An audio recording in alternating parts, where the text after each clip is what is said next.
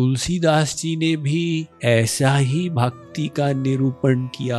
वो कहते हैं जैसे कामी पुरुष को कामनी प्रिय लगती, जैसे एक लोभी पुरुष को धन प्रिय लगता, ऐसे मेरे राम मुझे प्रिय लगे। अर्थात इतना उत्कृष्ट प्रेम जो पूर्णतया निस्वार्थ हो, इस प्रकार का प्रेम, इसे कहते हैं निष्काम प्रेम। वरना तो प्रेम संसार में भी है, स्त्री पति एक दूसरे से प्रेम करते हैं, बच्चे माता पिता से प्रेम करते हैं, भाई भाई इत्यादि प्रेम यहाँ भी है। तो उसकी जो क्वालिटी है वो इतनी उत्कृष्ट है, ऐसी भक्ति है कि भगवान भी उसके अधीन हो जाते हैं। भगवान कहते हैं भाई वैसे तो मैं परम स्वतंत्र हूं, लेकिन भक्तों का प्रेम मुझे अधीन बना देता। हजारों हजारों कथाएं हैं कैसे भगवान भक्त की भक्ति के सामने झुक गए। दूसरा सूत्र, सा त्वस्मिन् परम प्रेम रूपा। सा त्वस्मिन् परम प्रेम रूपा। तो प्रारंभ में ही देवर्षि नारद भक्ति को डिफाइन करते हैं। परम प्रेम रूपी, परम शब्द के दो अर्थ निकल सकते। एक तो मात्रा में विस्तृत, यानी ढेर सारा प्रेम, यही अर्थ महर्षि शांडिल्य निकालते। सा परा अनुरक्तिर ईश्वरे, भगवान में ढेर सारा। एक तो होता है राग अटैचमेंट, एक अनुराग गाढ़ अटैचमेंट, और वो कहते हैं परा अनुरक्ति। तुलसीदास जी ने भी ऐसा ही भक्ति का निरूपण किया। कामिहि नारी प्यारी जिमि, लोभे प्रिय जिमि दाम, तिमि रघुनाथ निरंतर, प्रिय लागहु मोहि राम। वो कहते हैं जैसे कामी पुरुष को कामनी प्रिय लगती है, जैसे एक लोभी पुरुष को धन प्रिय लगता, ऐसे मेरे राम मुझे प्रिय लगे। यानी इतना प्रेम हो जाए, ये भक्ति कहलाएगी।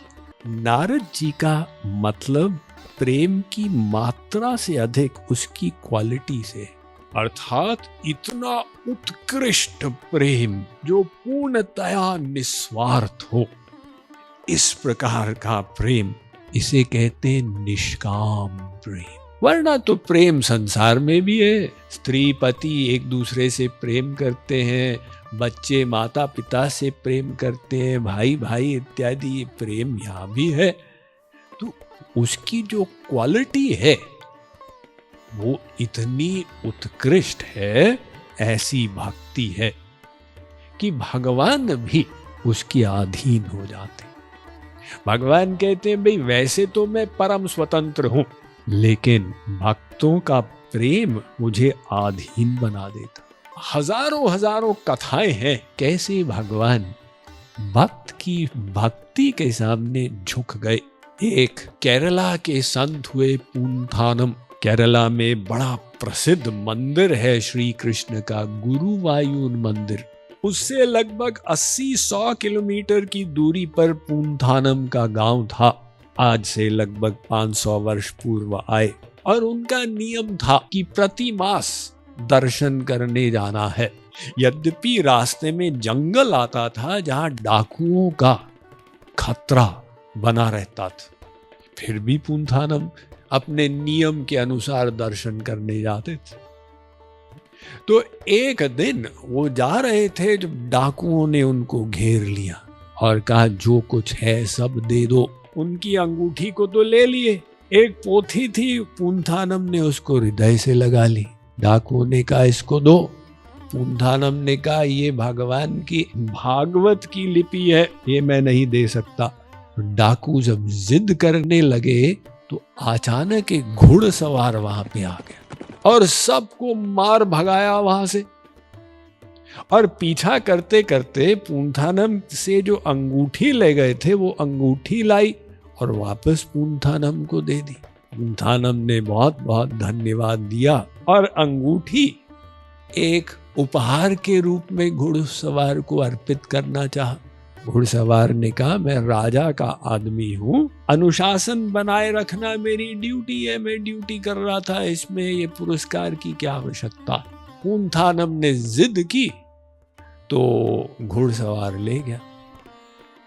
अब वहां पर रात्रि में जो प्रमुख पुजारी था उसको स्वप्न आया और स्वप्न में गुरुवायूर श्री कृष्ण भगवान ने कहा कि तुम जब सुबह निर्माल्य दर्शन करोगे तो मेरे हाथ पर एक अंगूठी मिलेगी, मेरा भक्त आएगा आज दर्शन करने, पुंथानम उसको पकड़ा दे। अब पुजारी अवाक रह गया, स्वप्न से वो जागा और जब उसने दर्शन किए तो भगवान के हाथ में अंगूठी थी।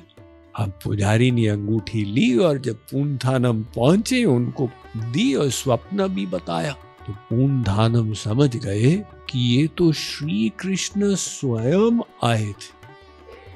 अर्थात सोचे कि भगवान अपने भक्त के लिए यहां तक करने को तैयार हो जाते कि स्वयं अपना भेष बदल के आ जाते। तो ये भक्ति देवी ही एक ऐसी है जिसमें शक्ति है कि भगवान को हृदय में स्थापित कर सके, क्योंकि वो प्रेम की ऐसी क्वालिटी है उसमें।